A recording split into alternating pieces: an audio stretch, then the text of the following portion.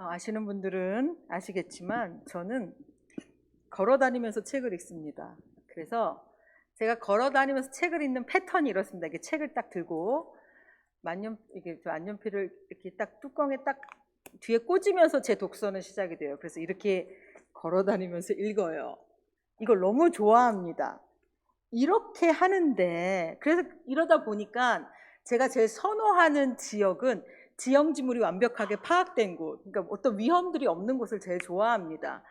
월요일 날 저희 집 앞에 산책로가 제가 독서하기 제일 좋은 장소입니다. 책을 들고 만년필을 들고 이제 집 앞에서 바로 이제 전투 자세, 만년필을 열어서 뚜껑을 뒤에 꽂고 책을 들고 나섰습니다. 그렇게 50여 분쯤 갔을까?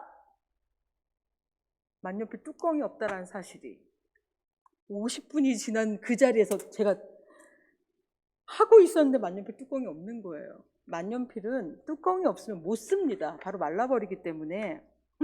그때부터요, 제가 이 뚜껑 찾아 왔던 길을 다시 그대로 책은 내팽개치고, 그죠? 그때부터 뚜껑 찾아 나섰습니다. 50분 정도 갔기 때문에 그때 시간이 한 오전 11시 정도 됐었고, 땅만 보고서요, 왔던 길을 막 찾아가는데 뚜껑이 어딨지, 뚜껑이 어딨지, 뚜껑이 어딨지. 50분을 그냥 그대로 집에까지 쭉 가는 그 길에 얼마나 덥고 막 머리 위로 햇살을 다 받으면서 갔는지 땀을 닦고, 그러면서도 저의 시야는 단 하나도 움직일 수가 없었습니다. 땅을 보면서 뚜껑, 만년필 뚜껑 어딨지, 뚜껑 어딨지. 근데 그렇게 열심히 찾다가 문득 이 맹자의 구방심이라는 말이 떠올랐습니다. 이거구나. 맹자가 했던 말이 이거였구나. 저는요, 만년필 뚜껑 찾다가 심오한 진리를 깨달았습니다. 그날. 맹자 고자상 11장에 나오는 이 구방심이라는 단어를 제가 뚜껑 찾다가 만났는데요, 맹자가 이 말을 했던 당시는 이랬습니다. 사람들이 마땅히 인간으로서 가져야 하는 인, 의, 예, 이러한 것들을 하나도 관심도 없고, 인간이 마땅한 도리에 대해서 아무런 관심도 없이 자기가 인이 없는지도 모르고 살고, 예가 없는지도 모르고 살고, 의가 없는지도 모르고, 그것들을 다 모른 채로 자기 마음 맞는 대로 살아가고 있는 그것에 대해 맹자가 이렇게 탄식을 하는 거예요. 맹자의 일부분을 제가 인용하겠습니다.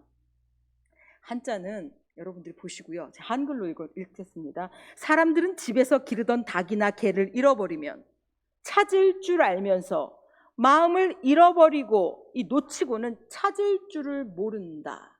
여러분들, 제가 만년필 뚜껑 얼마나 열심히 찾았는데요. 50분 동안 집 앞에 도착할 때까지 잃어버렸다는 것을 인지하는 순간 그 뚜껑 찾아서 저의 50분은 다시 경로를 이탈해서 다시 되돌아갔습니다. 그런데 이것을 잃어버렸다는 것은 너무 잘 알지만, 내가 무엇을 잃어버리고 어떤 마음들을 잃어버리고 사는지에 대해서 사람들이 관심이 없다는 거예요. 이것에 대해서 맹자가 이야기를 하면서 바로 학문이란 다른 것이 아니라 이 마음을 되찾는 것. 내가 인을 저버리고 살고 있구나, 내가 예를 저버리고 살고 있구나, 이렇게 마음을 다시 찾는 것, 찾을 구, 잃어버릴 방, 마음, 심, 잃어버린 마음을 찾는 것, 이것이 학문의 근본이다. 학문은 이러기 위해서 학문을 하는 것이다 라고 얘기했는데요, 자신이 무엇을 잃어버렸는지 알고 그것을 되찾는 것, 그것이 구방심입니다. 저는 오늘 이 구방심이라는 단어를 가져왔어요.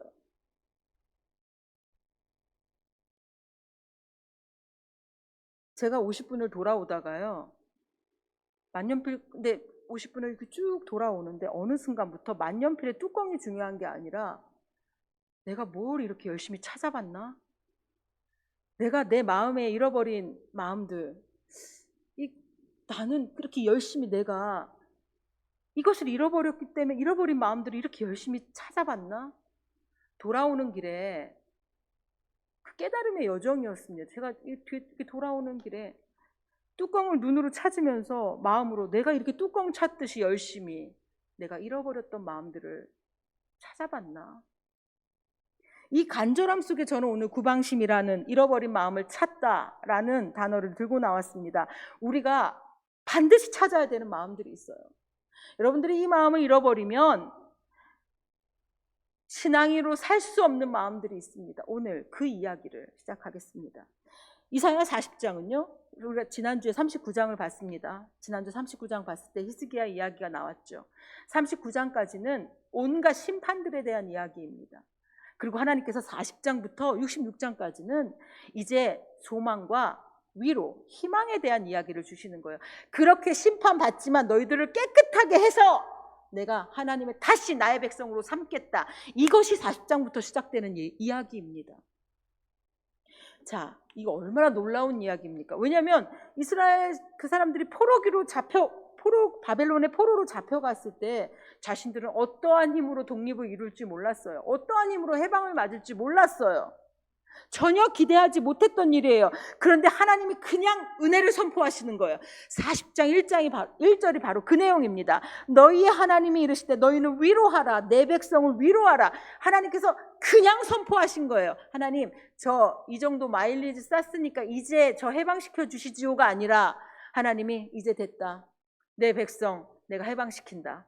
내 백성 내가 위로한다. 하나님의 주권적인 은혜가 딱 선포됐어요. 여러분들 그러면 어떻게 해야 돼요? 좋아가지고 막 어쩔 줄 몰라야 되잖아요. 아니, 우리한테 그런 소식이 전해졌다고? 아, 진짜 우리에게 그런 뜻을 하나님이 품으셨다고? 더 쉬운 예를 들어보겠습니다. 여러분들 만약에 우리가 장기 기증이 이렇게 필요한 상황인데 누군가가 막 그거 기다리고 있어요. 근데 누군가 공여자가 나타났대요. 여러분들 어떻게 반응하실 겁니까? 예, 저 지금 시간이 없어서요. 아, 그래요? 네, 왔습니까? 이 정도 이런 거 아니겠죠? 네, 제가 당장 가겠습니다. 지금 이스라엘에게 들려온 위로와 이 소망, 하나님의 이 메시지는요, 이런 거예요. 네, 진짜요? 저요? 우리에게요? 이렇게 흥분 가득한 그러한 메시지였어요. 그런데 이스라엘이 어떻게 반응하냐면, 아, 그래요? 아, 예. 뜨뜻미지근한 미온적인 반응을 하는 거예요. 이거 이해가 되지 않는 부분이에요. 왜요? 이들이 지금 왜 이러는 거예요? 선지자가 그들에게 지금 포로기에 아무런 소망 없이 우리는 언제 해방돼? 나 계속 이렇게 살아야 되나? 계속 이런 인생 살아야 되나? 라고 생각하는 그 지점에서 여러분, 당신에게 하나님 위로하시고 하나님의 백성으로 다시 삼아주신답니다. 이러한 소식이 들렸으면 어떻게 하셔야 돼요? 네, 진짜요? 이게 마땅하죠. 그런데 구원이 임했다는 그러한 소식에 반응을 하지 않는 거예요. 끄떡도 않는 거예요. 아, 예, 아, 예, 아, 예. 오늘 이사야 40장은요, 그런 이들에게 이사야 선지자가 아니, 어떻게 너희들이 이렇게 반응을 할 수가 있는가? 하나님의 구원의 메시지 앞에 이렇게 반응하는 게 정상인가? 이것은 너희들이 아주 중요한 것을 잃어버렸구나.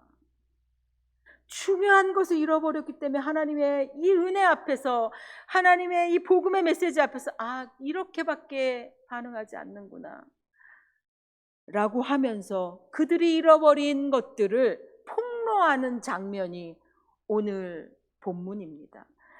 선지자는 오늘 이스라엘 백성들이 이것을 잃어버려서 하나님 앞에 응답하지 않는구나.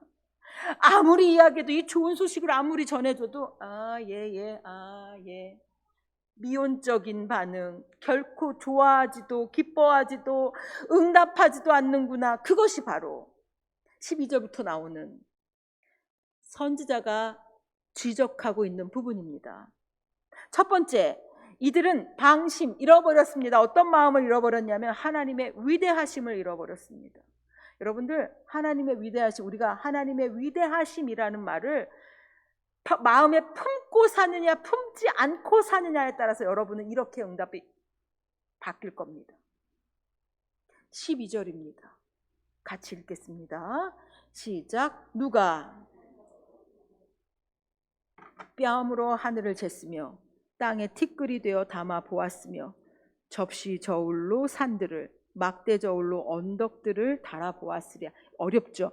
그런데 이런 것이야. 손바닥으로 이렇게 손바닥으로 떠서 이 세상에 바닷물이 얼만큼 있는지 내가 한번 보겠다 하면서 하나님이 손바닥으로 이렇게 떠서 하나, 둘, 손바닥으로 헤아리신다는 거예요. 또 하늘이 얼만큼 있나 보자. 한 뼘, 두 뼘, 세 뼘. 이거 지금 무엇하는 장면인지를 지금 표현이에요. 접시저울로 산들이 얼마나 높은, 누가 더 높은지 보자. 언덕들로 막대저울로 달아보는 거. 이 언덕이 높나 이 언덕. 이게 지금 어떤 장면이냐면 창조주 하나님께서 당신이 창조하신 온 세상을 헤아리시는 장면이에요. 가장 높은 곳, 가장 낮은 곳, 가장 큰 것, 가장 작은 것, 하나님의 헤아리심 안에 다 들어있다라는 거예요. 세상 만물에 대해서 완벽하게 헤아리고 계시는 하나님을 지금 12절 표현하고 있는 거예요. 이거 선지자 이 얘기 왜 했을까요?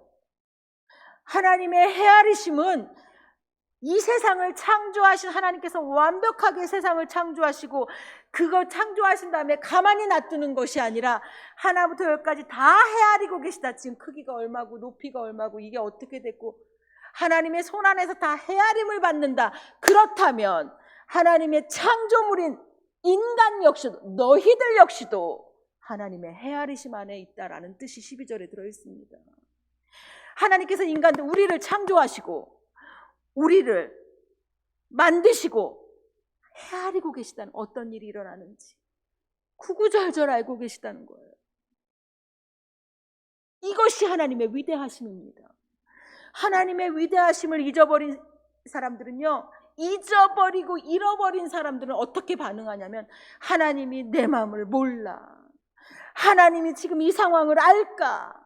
하나님이 아신다면 나한테 이렇게 할 수가 없지.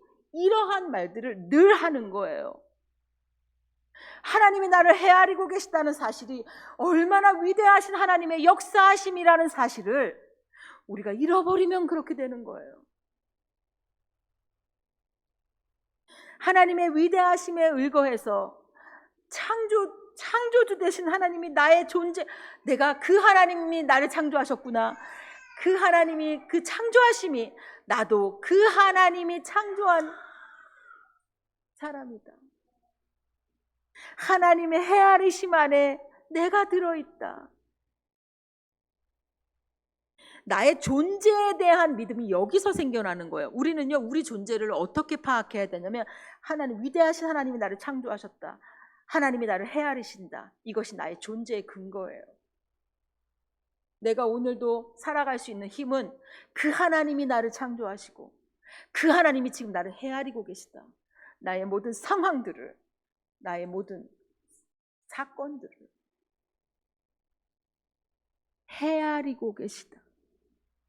포로기 생활이 지속되자 이스라엘 백성들이 이렇게 생각하는 거예요. 하나님의 헤아림이 나한테 닿지 않고 있구나. 하나님이 나를 생각하지 않고 계시는구나. 그래, 우리처럼 그냥 비참하게 포로로 저쪽으로 꾸겨진 우리들한테는 그 헤아림이 닿지 않는구나.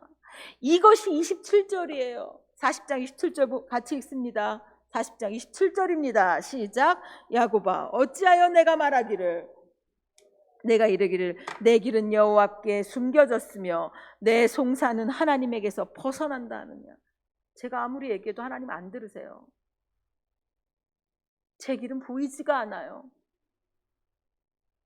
하나님만이 아신다고 하지만 저는 도무지 그걸 동의할 수가 없어요. 이것이 하나님의 헤아림이 나한테 닿지 않는다라고 생각하던 그들의 모습이었습니다. 하나님의 위대하심을 잃어버리자. 하나님의 창조주 대신 하나님이 나를 창조하시고 이 내가 지금 포로 가운데 있지만 포로 중에 하나로 있지만 하나님의 나를 위대하게 창조하시고 하나님의 헤아리심, 이 내가 포로 중에 있는 이 상황도 하나님이 나를 헤아리고 계시다. 이것을 잃어버린 그들은 하나님의 구원의 소식이 들려도 예. 어떤 소식이 들려도 예.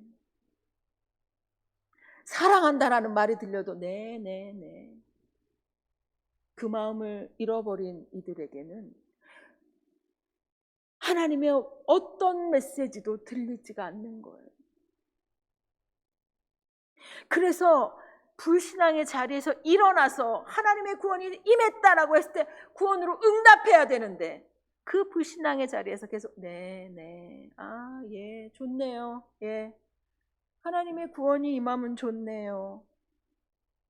이러한 태도로 선지자에게 반응하는 거죠. 마음을 놓쳤습니다. 그들은 하나님의 위대하심을 잃어버렸습니다. 구방심해야 했습니다. 구방심은요, 바로 이 위대하신 하나님을 다시 붙잡는 겁니다. 하나님의 위대하심이 내 안에서 잃어버려질 때 여러분들은 계속 하나님을 향해서 네, 그러겠죠. 네, 하나님이 하셨겠지요. 비아냥거리면서요, 회의감 가운데 빠질 겁니다. 하나님의 위대하심을 잃어버리면 구방심해야 합니다. 하나님의 위대하심 앞에 하나님의 위대하심을 다시 되찾고, 그 하나님이 헤아리시는 그 헤아림 안에 내가 있다라는 사실에 영광 가운데 응답하시는 저와 여러분 되시기를 바랍니다. 두 번째는요, 그들이 방심한 것, 잃어버렸어요. 잃어버린 마음은 하나님의 지혜로우심입니다. 13절 14절입니다. 13절 14절을 우리 같이 읽겠습니다. 시작. 누가 여호와의 영을 지도하였으며 그의 모사가 되어 그를 가르쳤으랴. 그가 누구와 더불어 의논하셨으며 누가 그를 교훈하였으며 그에게 정의의 길로 가르쳤으며 지식을 가르쳤으며 통달의 도를 보여주었느냐. 보통 왕에게는요, 책사들이 있습니다. 책사가 누굽니까? 옆에서 이건 이런 것 같습니다. 지략으로 막 왕의 옆에서 조언해주고 가르쳐주는 사람들을 책사라고 하죠. 지금 여기에 선지자가 묻는 거예요. 과연 누가 여호와 하나님 옆에다, 하나님 그거 그렇게 하셔야 됩니다, 하나님 그거 이렇게 하셔야 됩니다 라고 하신 책사가 누가 있냐, 누가 책사의 역할을 할 것이냐, 하나님이 누구의 그것을 할 수 있겠느냐 라고 묻는 거예요. 그 누구도 하나님의 지혜를 넘어설 수 있는 자가 없다라는 거예요. 자, 하나님께서 이 세상에 하시는 일들은요, 이 무한한 지혜에서 비롯됐습니다. 이것을 우리는요, 섭리와 계획이라는 말로 신뢰하죠. 그러니까 하나님의 지혜는요, 하나님의 섭리와 하나님의 주권에 대한 신뢰로 이어져요. 하나님의 지혜로우심이, 하나님이 지혜롭게 이 세상을 다스린다는 사실에 대한 우리의 신뢰죠. 우리는 하나님의 지혜로우심에 의거해서 우리의 상황들을 파악합니다. 우리가 아까 하나님의 위대하심에 근거해서 우리의 존재를 파악한다면, 하나님의 지혜로우심에 근거해서 우리의 상황들을 해석하는 거예요. 하나님께서 지혜로 섭리하신다. 세상의 모든 것을 주장하신다. 그분의 지혜를 나는 헤아릴 수가 없다. 나는 그 지혜로우신 하나님 앞에 내 삶의 통치를 맡긴다. 나는 이 상황과 문제 앞에서 하나님의 지혜 앞에 나는 이것을 맡긴다. 이것이 하나님의 지혜로우심에 대한 응답입니다. 이렇게 봤을 때 이스라엘은 하나님의 지혜로우심에 대해서 그 마음을 잃은 듯합니다. 하나님의 주권에 대한 신뢰, 하나님의 뜻에 대한 신뢰, 그리고 하나님의 뜻은 반드시 이루어진다라는 그 신뢰, 그 마음을 잃어버렸다는 것은 하나님께서 지금도 역사하시고 이 상황을 하나님의 뜻 가운데 여전히 가장 지혜롭게 인도하신다는 그 마음을 잃어버린 사람들은 하나님의 위로의 메시지, 하나님의 구원의 메시지 앞에서도 기쁘지가 않은 거예요.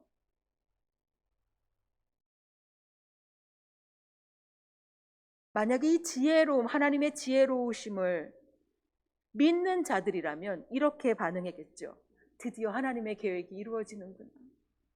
그동안 내 삶 속에 이렇게 어려움이, 포로기에 이런 어려움이 있었는데 드디어 하나님의 그때가 왔구나. 하나님 감사합니다. 그 감사로, 선지자의 소식에 감사로 엎드렸을 것입니다. 하나님의 지혜로우심에 대한 마음과 믿음을 잃어버린 사람들은 지속적으로 그 걸림돌 앞에 넘어지는 거예요. 이들은 마음을 놓쳤습니다. 하나님의 지혜로우심에 대한 마음을 놓쳤습니다. 구방심해야 했습니다. 구방심은요, 내 판단을 내려놓고 하나님의 지혜로우심을 제가 의지합니다. 하나님, 지금 벌어지는 이 상황 속에 하나님의 지혜로우심으로 통치해 주십시오. 하나님의 지금 제 앞에 있는 이 상황을 하나님의 지혜로우신 뜻과 섭리 앞에 제가 맡깁니다. 이것이 바로 하나님의 지혜로우심을 붙잡은 이들의 응답일 것입니다. 지금 선지자들이 이들이 위대하심과 지혜로움을 놓치자 지금 불신앙하고 무기력한 상황들에 있는 것을 깨달았습니다. 이제 선지자가 딱 캐치하는 거예요. 그런데 그렇게 쭉 보니까 문제점이 하나 발견이 되는 거예요. 이들이 이 하나의 단어 앞에 계속 걸려 넘어지는 거예요. 이것을 단어지만 문제죠. 그것이 바로 열방이라는 거예요. 지금 오늘 성경에 열방이라는 단어 여러분 목격하셨습니까? 15절에 보면 열방이 나와요.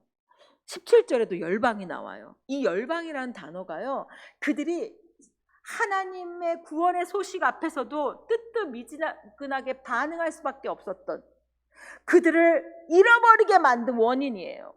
즉 그들은 열방 문제만 나오면 넘어지는 거예요.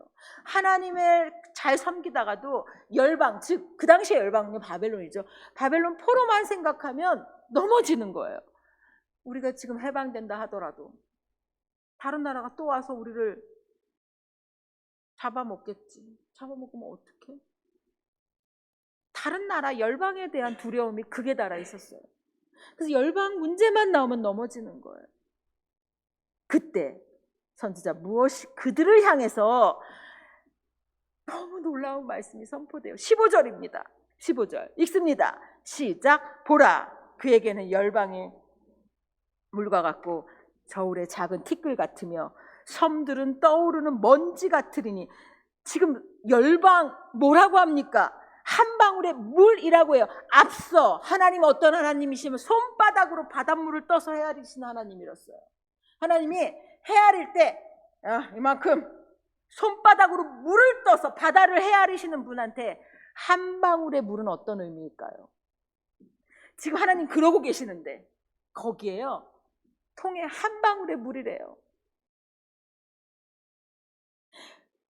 그런 하나님께 이 한 방울의 물이 의미하는 거예요. 하나님께서 이 하나님의 헤아리심, 하나님께서 그 일을 하시는데 그 한 방울은요 전혀 영향을 미치지 못한다는 뜻이에요. 지금 열방이 막 너무 두려워가지고 그 문제만 생기면 그 문제 앞에서 우리는 막 계속 넘어지는데, 하나님 앞에서는요 그게 하나님의 계획하심, 하나님이 이스라엘을 구원하는 데 있어서 전혀 영향을 미치지 못하는, 그것이 열방이라는 거예요. 또 여기 나오죠. 저울의 작은 티끌 같으며. 아까 저울로 뭐 했어요? 언덕도 재시고 산도 재시고. 하나님 지금 그러고 계세요.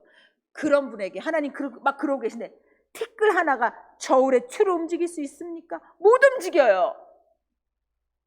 하나님이 우리 하나님의 뜻 가운데 헤아리고 계시는 그 모든 저울의 요만큼의 추도 움직이지 못한다는 거예요. 그 열방이. 이들은 열방 문제만 나오면 막 정신이 없고 어떡하지? 그냥 무너지는데, 하나님은 열방 문제가 크게 아니라 또 뭐가 나왔어요? 섬들은 떠오르는 먼지 같으니. 여기서의 섬들은요 미지의 그 이스라엘이 진짜 두려워하는 수많은 다른 나라들을 섬으로 표현해요, 성경에서. 그들이 뭐라고 하냐면 떠오르는, 여러분들 먼지가요 이렇게 떠오르면 우리가 손으로 이렇게 잡아버려요. 떠오르는 먼지 그냥 이렇게 잡아버려요. 세 가지의 비유를 통해서 나타내시는 거 뭐냐면, 그 어떤 것도 하나님께서 하나님의 뜻 가운데 진행하시는 일을 영향을 끼칠 수 있는 존재가 아니라는 거예요. 너희들에게 열방은 너무 커 보이지만 하나님한테는 아무것도 아니라는 거예요. 이 대목에서 우리는 생각해 봐야 됩니다. 여러분들에게도 열방이 있죠. 우리에게 열방이 있습니다. 그 문제만 나오면 신앙으로 해결을 안 해요. 계속 신앙으로 살다가 그 문제 앞에서는 신앙은 나 몰라라 하고, 하나님의 관점을, 하나님께서 이것을 어떻게 생각하실까 전혀 생각하지 않는 그러한 열방의 문제예요. 그것이 여러분들에게 열방이에요. 어떤 게 여러분들에게 있습니까? 우리는 우리가 알고 있는 차원에서, 우리가 생각하는 차원에서 하나님께서 활동하신다고 생각합니다. 그래서 우리가 가진 수준의 문제와 비등하게 하나님을 놓는 거예요. 그러니까 문제가 커 보이기도 하고 하나님이 막 이러는 거예요. 그래서 이건 하나님도 어쩔 수가 없어. 아유, 하나님이 이렇게 생각하는 거예요. 근데 선지자는요, 이 생각을 단번에 부숴버립니다. 17절입니다. 17절을 같이 읽겠습니다. 시작. 그의 앞에는 모든 열방이 아무것도 아니라 그는 그들을 없는 것 같이 빈 것 같이 여기시느니라. 여기 지금 뭐라고 나와요? 열방을 하나님이 뭐라고 여기냐면 빈 것, 없는 것, 그걸로 여긴다는 거예요. 이스라엘은 그 열방이 자기를 쥐락펴락한다고 했어요. 여러분들 잘 생각해 보세요. 여러분들이 열방을 생각해 보세요. 여러분들이 이 문제 앞에서는요, 쥐락펴락한다고 생각해서 그것만 나오면 모든 것을 뒤로 하고 거기로 달려가요. 뭐 예배고 뭐고 다 없어요. 그 문제만 나오면. 하나님 앞에 살아가는 다 없어요. 그거 할 동안은 없어요. 이런 게 열방이에요. 근데 하나님이요, 네가 그렇게 중요하다고 생각하지만 아무것도 아니다. 그것에 흔들리는 인생, 그것으로 인해서 흔들리는 것이 아니라는 거예요. 열방이 그들로 흔들리는 게 아니라 하나님의 위대하심과 지혜로우심을 잃어버려서 흔들리는 거예요.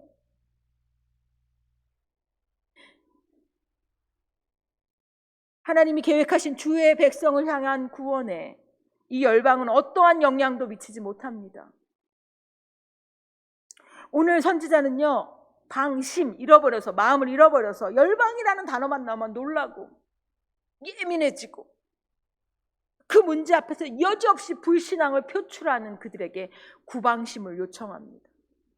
이 구방심의 내용은 하나님의 위대하심과 지혜로우심을 다시 찾으라는 거예요. 그리고 나아가 그 위대하심과 지혜로우심을 한 절로 표현했으니 그것이 바로 16절입니다.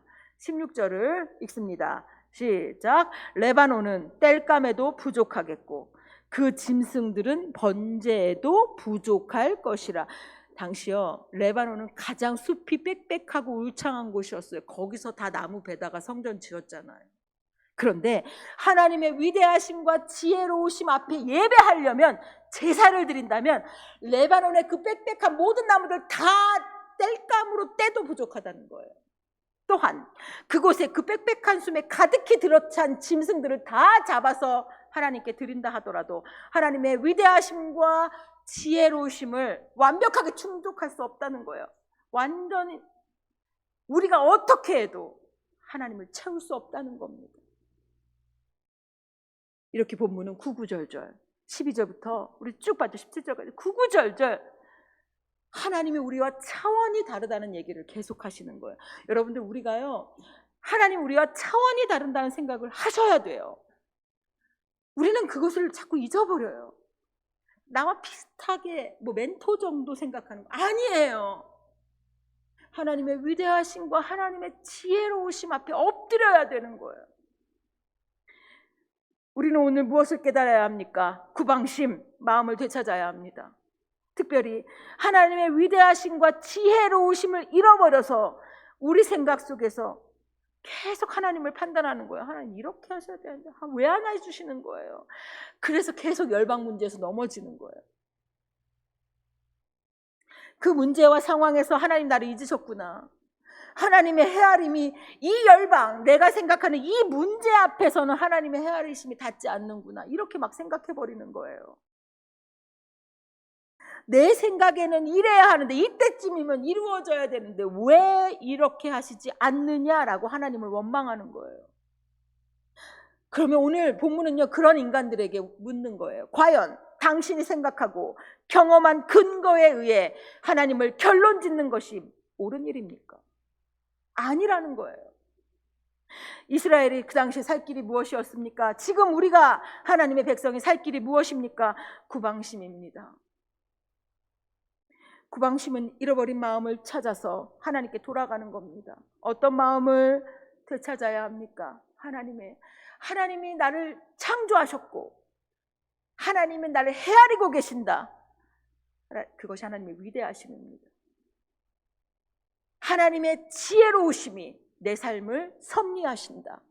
그래서 나는 이 상황 속에서 하나님을 신뢰한다. 이것이 하나님의 지혜로우심에 대한 응답입니다. 오늘 또 다른 본문인 이사야 40장 25절에서 26절은 우리를 그 하나님 앞에 다시 세웁니다. 오늘 이 말씀으로 마지막 마무리를 합니다. 여러분들, 오늘 이 말씀이 오늘의 결론입니다.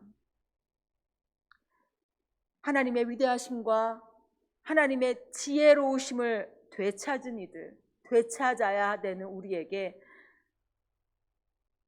하나님의 거룩하신 하나님께서 이렇게 말씀하십니다. 같이 읽겠습니다. 시작. 거룩하신 이가 이르시되 그런즉 너희가 나를 누구에게 비교하여 나를 그와 동등하게 하겠느냐 하시니라. 너희는 눈을 높이 들어 누가 이 모든 것을 창조하였나 보라. 주께서는 수요대로 만상을 이끌어내시고 그들의 모든 이름을 부르시나니 그의 권세가 크고 그의 능력이 강함으로 하나도 빠짐이 없느니라. 아멘. 기도하겠습니다. 하나님의 위대하심과 지혜로우심을 잃어버려서 열방이라는 문제 앞에 두려워하고 있는, 하나님의 구원의 소식 앞에서도 기뻐하지 않았던 포로기 이스라엘의 모습에서 우리의 모습을 봅니다. 하나님, 이 시간 잃어버렸던 하나님의 위대하심과 지혜로우심이 우리 마음에 가득 들어차기를 원합니다. 그렇게 구방심하여 하나님의 위대하심으로 우리 존재를 이해하고 하나님의 지혜로우심으로 우리의 상황을 해석하며 살아가는 성도 되게 하여 주옵소서. 예수님의 이름으로 기도드립니다. 아멘.